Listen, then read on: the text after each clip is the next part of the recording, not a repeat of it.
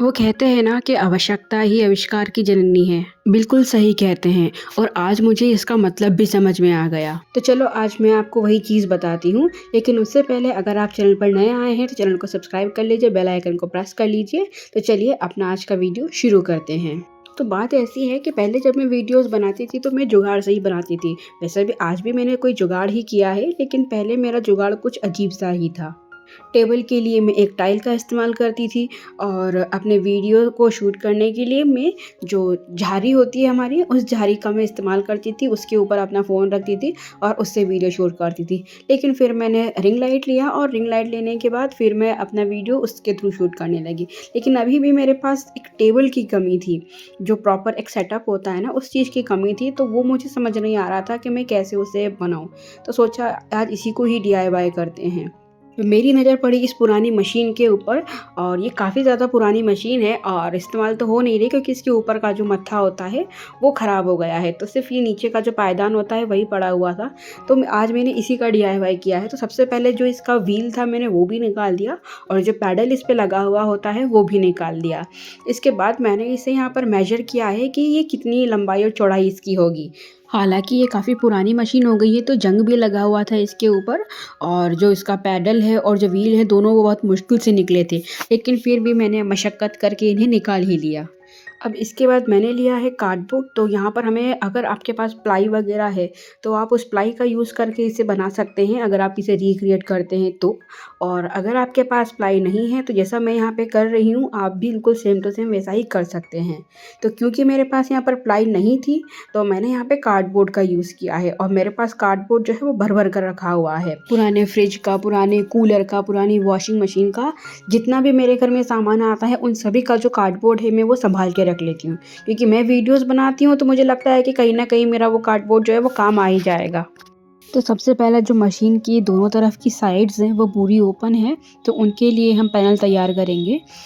तो जो साइड्स है उसकी लेंथ तो 27 है और जो उसकी ब्रेड्थ है वो 18 है। यानी कि लंबाई में अगर हम देखें तो वो 27 है और अगर हम उसकी चौड़ाई देखें तो वो 18 है।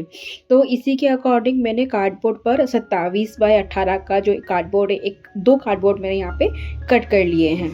तो अब ये दोनों जो हैं हमारे साइड वाले जो पैनल रेडी हो गए हैं। इसके बाद मुझे काफ़ी बड़ा कार्डबोर्ड चाहिए था ऊपर वाले हिस्से के लिए, तो मेरे पास वो उतना था नहीं। तो मैंने यहाँ पे क्या किया है कि जो 2 कार्डबोर्ड हैं उन्हें मैंने आपस में जॉइन किया है और एक लंबा कार्डबोर्ड मैंने रेडी किया है। तो जो लंबा वाला कार्डबोर्ड हमने बनाया है उसकी लेंथ हमें 39 लिए और जो उसकी ब्रेड्थ है वो हमने 24 लिए। मतलब यहाँ पर हमें एक कार्डबोर्ड रेडी करना है जिसकी लेंथ जो है वो 39 होगी और उसकी जो ब्रेड्थ है वो 24 होगी। ऐसे कार्डबोर्ड हमें रेडी करना है। अब इतना बड़ा कार्डबोर्ड हमें नहीं मिलेगा तो हमने यहाँ पे टुकड़ों में कार्डबोर्ड थे उन सभी को आपस में जॉइन कर दिया है और ऐसे मैंने लगभग जो 4 कार्डबोर्ड हैं वो रेडी करे हैं। क्योंकि अगर हम सिंगल पीस लेते तो वो जो कार्डबोर्ड है वो अंदर घुस जाता और इसकी वजह से हमारा पूरा जो टेबल है वो ख़राब हो जाता।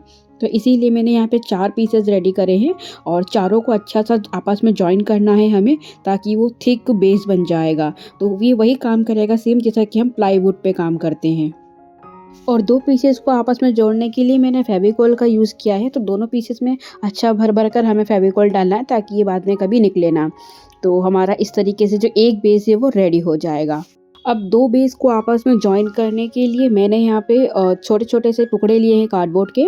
तो उन्हें इस तरीके से मैं बीच में फँसा रही हूँ ताकि जो बीच में से मुड़े ना ये। और ये हमारी टेबल के बेस को सपोर्ट भी करेगा, क्योंकि सबसे नीचे हम इसी वाले पीस को रखेंगे तो ये थोड़ा भारी भी रहेगा। तो इसके अंदर मैं छोटे-छोटे कार्डबोर्ड जो हैं सारे कार्डबोर्ड लगा दूँगी। अच्छे से फेविकोल डाल के चिपका दिया मैंने इसे और सूखने के लिए मैंने इसे छोड़ दिया था। तो ये इस तरीके से हमारा जो सिंगल बेस है वो पूरा परफेक्ट अब रेडी हो गया है। अब इसके बाद मैंने जो बाकी के पीसेस हैं उन्हें मैंने इसके ऊपर रख दिया है और मैंने यहाँ पे छोटी वाली जो कीलें हैं मैंने उनसे इन्हें आपस में अटैच किया है। अब वैसे तो मैंने यहाँ पर फेविकोल से इन्हें अच्छे से चिपका दिया था, लेकिन फिर भी मुझे डबल सेफ्टी चाहिए थी, इसीलिए मैंने यहाँ पर जो छोटी वाली कीलें हैं उनका इस्तेमाल किया है। तो अब जो हमारा बेस है वो बनकर रेडी हो गया है, लेकिन कुछ अनइवन जो कार्डबोर्ड्स हैं वो इसमें से साइड में से निकल रहे थे, तो मैंने उन्हें पहले यहाँ से निकाल दिया है।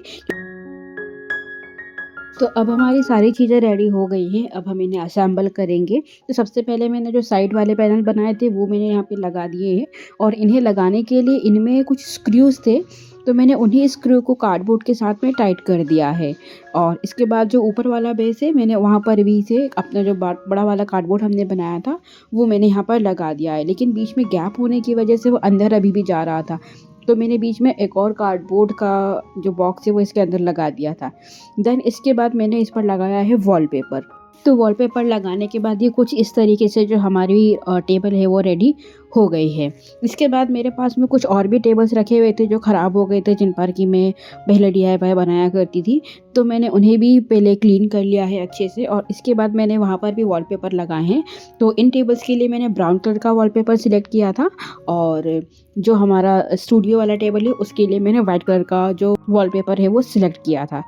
तो बस इतना ही यहाँ पर मैंने किया है और जो हमारा टेबल है वो बनकर रेडी हो गया है। तो चलिए अब देखते हैं इन सभी का फाइनल लुक। तो आपको वीडियो कैसा लगा हम कमेंट सेक्शन में ज़रूर बताइएगा और लाइक शेयर सब्सक्राइब जो भी आप कर सकते हैं वो सब कुछ कर दीजिएगा। तो चलो फिर मिलते हैं हम नेक्स्ट संडे को।